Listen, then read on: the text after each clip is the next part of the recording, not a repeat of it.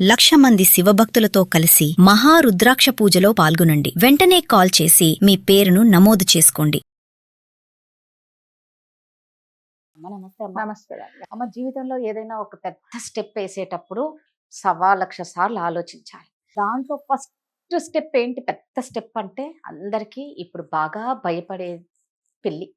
పెళ్ళి నిజంగా నువ్వు ఒక పెళ్లి చేసుకునే ముందు నువ్వు అన్నిటికీ నీకు ఓకేనా? అంటే నేను ఇక్కడ ఇలా పెరిగాను, మా అమ్మగారింట్లో నాకు ఇలా పనులు చెప్పాలి, నేను ఇలా హాస్టల్లో ఉన్నా, నాకు ఇవన్నీ తెలీదు, ఇప్పుడు అక్కడికి పోయిన తర్వాత నాకు అంతా కొత్త కొత్తగా అనిపిస్తుంది, సో నాకు వద్దు అన్న వాళ్ళు కూడా చాలా మంది ఉన్నారు. డివోర్స్ అయిపోతున్నాయి. అవును.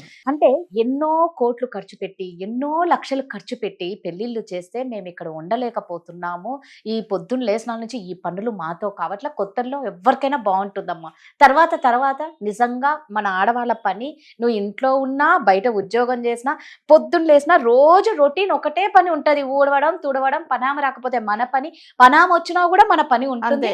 సో ఇది మాత్రం రోజు ఉండే పనే, అది తప్పనిసరి. అది ఎవరికైనా తప్పనిసరి. కూడా, ఎటువంటి పెద్ద పొజిషన్ లో ఉన్నా కూడా అది తప్పదు. సరే, కొంతమంది ఏంటంటే అది చేయకపోయినా అట్లే సూపర్వైజ్ చేయడం కూడా అదొక పెద్ద పని అండి. అది పెద్ద పని, అది కూడా పెద్ద పని. ఇప్పటిదాకా మాకు ఫ్రీడమ్ ఉండింది, మేము చక్కగా ఫ్రెండ్స్ తో సినిమాలకు ఎప్పుడు కావాలంటే అప్పుడు పోతున్నాం, రెస్టారెంట్లకు పోతున్నాం, ట్రిప్పులకు పోతున్నాం. ఇప్పుడు నువ్వు ఎక్కడికి వెళ్ళినా ఇంట్లో అందరి పర్మిషన్ ఉండాలా, లేదా మీరు మీ హస్బెండ్ తో మాత్రమే ఉంటే మీ హస్బెండ్ పర్మిషన్ కంపల్సరీ. అంటే కొంతమంది ఆడవాళ్ళు ఏమైపోతుందంటే, అమ్మ అరే మేము ఇలా ఇంత ఫ్రీడమ్ ఉండి ఇప్పుడు ఏదో అనుకున్నాం పెళ్ళంటే, ఇప్పుడు ఇలానా, ఇప్పుడు మళ్ళీ ఈ పనులన్నీ మేమే చేయాలనా, ఇది ఆగట్లేదు, రోజు ఇదే పని అని కొంతమంది డివోర్స్కి అప్లై చేసిన వాళ్ళు ఉన్నారు. ఆ పేరెంట్స్ అంటే ఇప్పుడు నీ ఒక్క మైండ్ సెట్ మీద ఎంత మంది జీవితాలు ఆధారపడి ఉన్నాయమ్మా. ఇటు అటు ఆ ఫ్యామిలీస్, చెల్లెళ్ళు ఉంటే చెల్లెళ్ళు ఇన్ని లక్షలు ఖర్చు పెట్టి కూడా మనశ్శాంతి లేకుండా పోతుంది. సో నిజంగా పెళ్ళికి ముందు ఎలా ప్రిపేర్ అవ్వాలి, నేను ఇబ్బంది పడొద్దు, నా వల్ల అవతల వాళ్ళు ఇబ్బంది పడకూడదు. కరెక్ట్. ఇది అయితే దీనికి అన్నిటికీ కారణం ఏంటంటే, పెళ్లి తప్పనిసరి అని అనుకున్న ఫ్యామిలీస్, తల్లిదండ్రి అనుకున్న మా అమ్మాయికి కంపల్సరీగా పెళ్లి చేయాలి అని తల్లిదండ్రులు ఫిక్స్ అయినప్పుడు, పిల్లలు కూడా ఎస్ నేను పెళ్లి చేసుకోవాలి అని అనుకున్నప్పుడు మాత్రమే నేను ఇప్పుడు చెప్పబోయేది. సో ఎట్లాగా నా పిల్లకి పెళ్లి చేయాలి కదా. పెళ్లి చేసినప్పుడు నేను చూసినంత అపురూపంగా, నేను చూపించినంత గారాభంగా నా కూతురు అత్తగారింటికి వెళ్తే ఉండకపోవచ్చు అని అనుకోండి. ఉండదు. జనరల్ గా కూడా మీరు తల్లి దగ్గర ఉన్నట్టుగా మీరు అత్తగారింట్లో ఉండలేరండి. ఉంటారా? ఉండలేరు. మీకు ఎంత అత్తగారు తల్లిలాగా చూసుకుంటే అత్తగారైనా ఎప్పుడో ఒకసారి అత్తగారి పాత్ర బయటకు వస్తుంది. రాదా? వస్తుంది, తప్పకుండా వస్తుంది. ఎంత మా అత్తగారిని నేను అమ్మ అంటాను అన్నట్టు, ఎస్ నువ్వు అమ్మ అని అత్తమ్మ అని అన్నా కూడా ఒక్కసారి ఏదన్నా పొరపాటు జరిగినప్పుడు ఏంటమ్మా ఇలా చేసావు అని అంటది. అదే తల్లి అనింది అనుకుంటే, ఏంటి ఇప్పుడు చేసుకో నువ్వు అని అంటావు. నువ్వు వెళ్ళి ఏంటి ఇప్పుడు నువ్వు చేసుకోని నువ్వు అత్తగారిని అంటావా? నువ్వు అనలేవు. ఆ డిఫరెన్స్ అనేది కంపల్సరీగా ఉంటుంది. సో వీటన్నిటికీ ఏంటంటే కంపల్సరీగా తల్లి ఆ పిల్లకి పెళ్లి అట్లీస్ట్ అంటే పెళ్లి కుదిరిన తర్వాత, లేదమ్మా ఇదిగో నీకు పెళ్లి సంబంధాలు మేము వెతుకుతున్నాము అన్నప్పుడు కూతురు సమ్మతించి సరే అమ్మా నేను పెళ్లి చేసుకోవడం సిద్ధంగా ఉన్నాను అన్నప్పుడు మాత్రమే మీరు ఎలా ఉంటుంది, పెళ్ళైన తర్వాత లైఫ్ అంటే ఎలా ఉంటుంది, నువ్వు ఒక కొత్త ఇంటికి వెళ్తున్నావు అంటే నువ్వు పుట్టి పెరిగిన వాతావరణం వేరే, ఇక్కడ ఉండే ఆప్యాయతలు వేరే, ఇక్కడ మన ఇంట్లో ఉండే పద్ధతులు వేరే, కంప్లీట్గా మనం వేరే. మనం ఒక ఇంటికి అంటే ఇప్పుడు ఎట్లాగానంటే, మీ ఇంట్లో వంకాయ కూర ఒకలాగా చేసుకుంటారు, మా ఇంట్లో ఒకలాగా చేసుకుంటాం. చేయలేరు. ఇప్పుడు నేను చేసినట్టే మీరు చేయలేరు. నేను చేసేది మీకు చాలా నచ్చుతుంది, కానీ ఇంకొకరికి నచ్చదు. అదేంటంటే అలా చేశారు, మీకు ఎలా నచ్చింది అంటారు. సో ఇట్లాంటివి ఉన్నప్పుడు మరి కంప్లీట్ గా నువ్వు ఒక వేరే ఇంటికి వెళ్ళిపోతున్నావు. వాళ్ళు ఏంటో తెలియదు. పోనీ ఒకవేళ ప్రేమ వివాహం అయినా కూడా నీకు ఓన్లీ ఎవరితో కాబోయే ఆ బాయ్ ఫ్రెండ్తోనో అతనితోనే నీకు పరిచయం. వాళ్ళ ఇంట్లో ఉండే చుట్టుపక్కల బంధుమిత్రులతో కానీ, అక్క చెల్లెలతో కానీ, అత్తగారితో కానీ, మామగారితో కానీ ఎలాంటి పరిచయం లేదు. నువ్వు వెళ్ళి రేపు పొద్దున వాళ్ళ మధ్యలో సరే మళ్ళీ ఏంటంటే మేము పెళ్లి కాగానే వెళ్ళిపోతాము. సరే పెళ్లి కాగానే వెళ్ళిపోయినా అట్లీస్ట్ సంవత్సరానికి ఒకసారి, 6 నెలలకు ఒకసారి మా అత్తగారు రావడమో లేకపోతే మీరు వెళ్ళడమో జరుగుతుంది. లేదా పెళ్లి కాగానే జనరల్గా కొన్ని రోజులు అత్తగారింట్లో ఉండాలని చెప్పేసి ఆ కుర్రోడు ఒకవేళ బయటికి వెళ్ళిపోయేవాడితో ఉంచేసి వెళ్తాడు. మరి నువ్వు ఆ వాతావరణం నీకు అలవాటు పడాలి అంటే ఫస్ట్ ఆఫ్ ఆల్ తల్లి కూతురికి కంపల్సరీగా చెప్పాలండి. నీకు కొన్ని నచ్చకపోవచ్చు. నచ్చకపోయినప్పుడు ఏం చేయాలంటే తప్పదు. ఇక ఇప్పుడు నీకు నీకు పొద్దున్నే ఇక్కడేంటి, నేను పొద్దున్నే నీకు 6కి లేవడం అస్సలు అలవాట్లేదు. అక్కడికి వెళ్తే నువ్వు కంపల్సరిగా లేవాల్సిందే, తప్పదు. మరి నేను లేవలేను అన్నప్పుడు నువ్వు ప్రిపేర్ అవ్వు. పెళ్లికి ముందే నువ్వు లేవడం అలవాటు చేసుకో. అట్లాగే అత్తగారికి ఏదన్నా కాఫీ చేసి పెట్టాలంటే మా అమ్మాయికి అస్సలు నీళ్ళు వేడి వేయడం కూడా రాదంటారు కొంతమంది తల్లిదండ్రులు, మరీ విచిత్రంగా. మా అమ్మాయికి అసలు నీళ్ళు వేడి, అసలు మా ఇంట్లో వంటగది ఎక్కడుందో కూడా తెలియదు అంటే, ఏవి ఎక్కడున్నాయో తెలియదు. కరెక్టే, మరి అక్కడికి ఉన్నప్పుడు అన్ని నువ్వే తెలుసుకోవాలి. మరి అట్లాంటప్పుడు ఇబ్బంది చాలా మటుకండి. నాకు తెలిసి చాలా మటుకు కొంతమంది ఆడపిల్లలు ఏం చేస్తున్నారంటే ఈ ప్రెషర్ తట్టుకోలేక, ఇంకా అంటే అత్తగారు చెప్పింది నేను వినలేను, వాళ్ళ పద్ధతులకు నేను అలవాటు పడలేనని చెప్పేసి వదిలేసి వచ్చేస్తున్నారు. వాళ్ళకి అసలు వాళ్ళ వల్ల కావటం లేదు.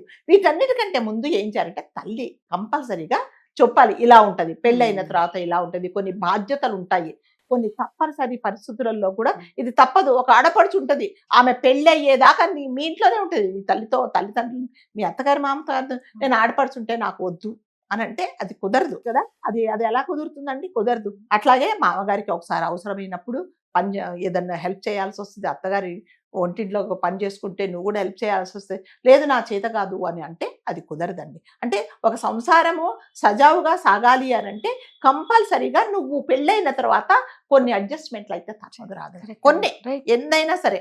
మరి అంటే ఎట్లాంటి అడ్జస్ట్మెంట్స్, వాడు కొడితే భరించడం, అత్తగారి హరాస్మెంట్ భరించడం అది కాదు.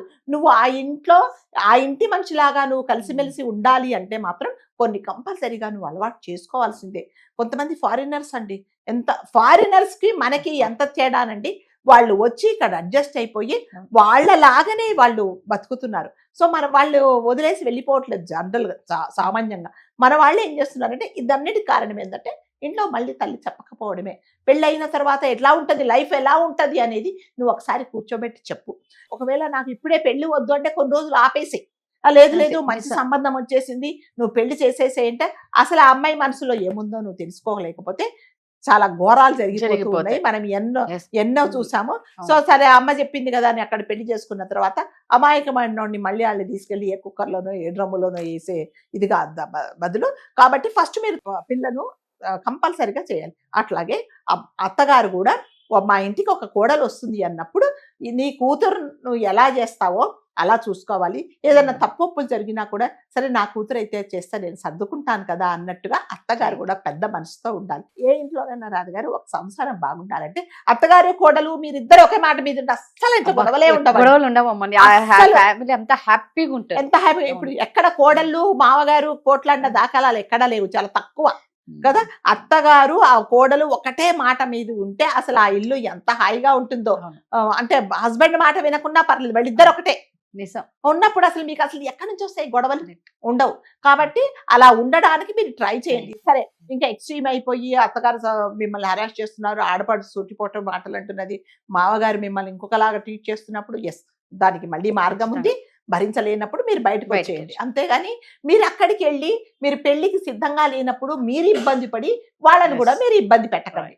ఇబ్బంది పెట్టినప్పుడు ఏమవుతుందంటే అనవసరంగా మీ వల్ల వాళ్ళ పరువులు అంటారు, మర్యాదలు అంటారు, తర్వాత హస్బెండ్ అనవసరంగా డిస్టర్బ్ అయిపోతాడు, మీ లైఫ్ పాడైపోతుంది. వీటన్నిటికి బదులు నాకు ఇంకా కొంచెం టైం కావాలంటే తల్లిదండ్రికి మీరు ఏ ధైర్యంతో ప్రేమించుకున్నారో, ఏ ధైర్యంతో ఆ అబ్బాయి తప్ప నేను ఉండలేను, ఆ అబ్బాయితోనే నేను సంసారం చేస్తాను, ఆ అబ్బాయే నా జీవితాంతం అని మీరు ఎంత డిసైడ్ చేసుకున్నారో అదే ధైర్యంతో తల్లిదండ్రికి మీరు చెప్పండి, ఎస్ నేను ఇప్పుడు పెళ్లి చేసుకోను, నేను తర్వాత చేసుకుంటా, నా మనసులో వేరే వాళ్ళు ఉన్నారు, నువ్వు ఎంత బలవంతం చేసినా నేను చేసుకోను అని మీరు ఒక కండిషన్ పెడితే మీరు అక్కడికి వెళ్ళిన తర్వాత మీరు ఇబ్బంది పడక్కర్లేదు, వాళ్ళని ఇబ్బంది పెట్టనవసరం లేదు. కాబట్టి కంపల్సరీగా ప్రతి తల్లి తండ్రి ఒకవేళ పిల్లకి అలాంటివి ఏమీ లేవు, మా అమ్మాయికి ఎటువంటి ఏమీ లేదు, ప్రేమలు లేవు, చక్కగా మేము సాంప్రదాయంగా ఒక పెళ్లి చూపులు చూసాము, అబ్బాయి నచ్చాడు పంపిస్తా అన్నప్పుడు మీరు కంపల్సరిగా తల్లి అనేది కూర్చోబెట్టి అత్తగారిల్లు ఎలా ఉంటుందో నువ్వు చిన్న విషయాలు నువ్వు ఎలా సర్దుకోవాలనేది కంపల్సరిగా ప్రతి తల్లి కూతురికి నేర్పించాలన్న బాధ్యత ఎవరిది అంటే